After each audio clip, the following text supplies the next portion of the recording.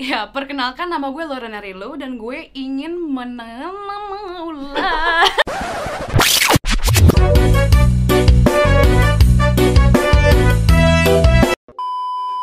First Travel menyediakan layanan umroh dengan biaya relatif murah. Karena biaya yang murah, banyak jemaah yang mendaftar. Mereka memberangkatkan jemaah awalnya menggunakan uang jemaah yang mendaftar setelahnya, seperti gali lubang, tutup lubang. Awalnya mulus-mulus saja, sampai akhirnya jumlah jemaah yang mendaftar berkurang. Alhasil uang jemaah baru nggak cukup untuk memberangkatkan jemaah yang sebelumnya, dan lubang pun terlanjur menjadi besar. Mekanisme yang digunakan First Travel ini bernama skema Ponzi. Semakin populernya Bitcoin, banyak yang mengira Bitcoin merupakan investasi dengan skema Ponzi. Hal ini karena Bitcoin terus mengalami peningkatan harga, sehingga investor awal Bitcoin yang membeli di harga lebih rendah bisa mendapat keuntungan yang lebih besar ketimbang investor yang baru membeli Bitcoin saat harganya sudah lebih tinggi.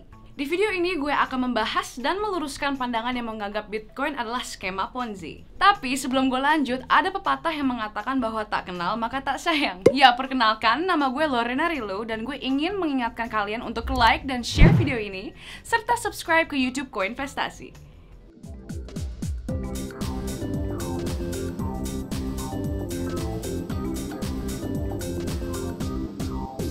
Gue mau langsung bilang dan tekankan di awal kalau pendapat yang mengira Bitcoin adalah Ponzi adalah pendapat yang salah. Kenapa? Dari contoh First Travel yang tadi udah dijelasin sebelumnya, kita bisa tahu bahwa First Travel itu dijalankan oleh pemilik yang menggunakan uang jemaah untuk keuntungan pribadinya. First Travel dikontrol dan dikendalikan pihak pemilik. Sedangkan Bitcoin merupakan aset kripto yang tidak dikendalikan oleh satu pihak alias terdesentralisasi. Jadi data transaksi Bitcoin bisa dilihat secara transparan dan bisa dilihat siapapun di blockchain explorer-nya. Kalau masih belum paham apa itu blockchain, bisa juga langsung cek videonya di channel Koinvestasi. Jadi, nggak tepat dong kalau menganggap Bitcoin adalah Ponzi atau investasi bodong lainnya. Biar lebih gampang kebayangnya, menurut gue, lo bisa nganggap Bitcoin itu semakin cepat lo beli dan semakin lama lo simpan, lo bakal dapat untung yang lebih besar. Kenapa? Karena semakin lama Bitcoin di-keep, harganya cenderung meningkat. Nah, contoh lagi nih ya, Naufal yang udah beli dan invest Bitcoin dari tahun 2017 dan dia nggak dijual sampai 2021, cuannya udah lebih banyak dari gue yang baru bener-bener mulai invest di tahun 2019. Sama aja kayak kalau lo beli emas yang masih lebih murah di tahun 2019 dan dijual di 2020 pas harganya lagi naik-naiknya karena pandemi. Cuannya akan lebih banyak dari temen lo yang baru beli emas di tahun 2020 dan jual di 2021. Soalnya pandemi sudah mulai terkendali di beberapa negara dan harga emas naiknya nggak terlalu signifikan. Kalau dengan penjelasan ini lo masih menganggap Bitcoin itu Ponzi, coba deh lo pikir lagi. Pikir ulang. Jadi menurut lo, investasi emas itu skema Ponzi juga dong? Intinya sih, invest Bitcoin, saham, emas, menurut gue sama-sama beli aset. Uang yang kita gunain buat beli Bitcoin, ya uangnya berubah bentuk jadi Bitcoin. Dan bukan dikasih ke pihak lain buat diputerin gitu, kayak skema Ponzi. Kalau lo masih ragu atau skeptis juga bahwa Bitcoin itu Ponzi atau bukan, coba kita lihat 5 perbandingannya. Perbandingan pertama adalah imbal hasil atau return dari investasi. Skema Ponzi pada umumnya imbal hasilnya akan terus tetap. Kayak First Travel tadi tuh, imbal hasilnya tetap, yaitu bisa berangkat umroh dengan biaya yang relatif murah.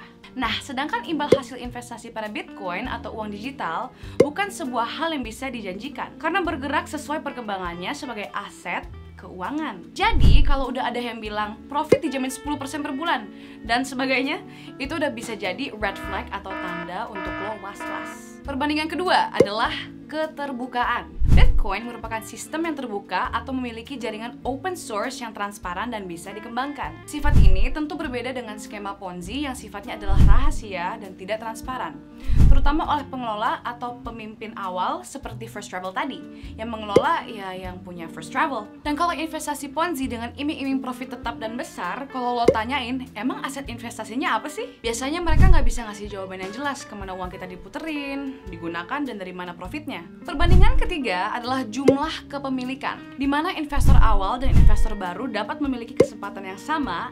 Ya kalau investor lama jumlah asetnya segitu-segitu aja, dan lo sebagai investor baru yang terus-terusan beli Bitcoin, tentu saja aset lo jadi lebih banyak. Saat Bitcoin pertama ada, Satoshi Nakamoto juga memberikan kesempatan yang sama kepada publik untuk menambang sehingga tidak dimonopoli oleh dia sendiri. Perbandingan keempat adalah sifat sentralisasi dan desentralisasi. Bitcoin berkembang secara terdesentralisasi tanpa pihak pengelola atau pihak pemimpin utama. Dalam skema Ponzi, umumnya akan ada pengelola utama yang membuatnya bergerak secara terpusat pada pihak tersebut. Perbandingan kelima adalah sifat dasarnya, di mana skema Ponzi umumnya bersifat investasi atau bisnis. Bitcoin sendiri merupakan sebuah alat tukar yang diciptakan untuk mendobrak sistem keuangan yang ada pada saat ini. Kalau di Indonesia, Bitcoin diakui sebagai aset yang bisa diperdagangkan di bursa berjangka.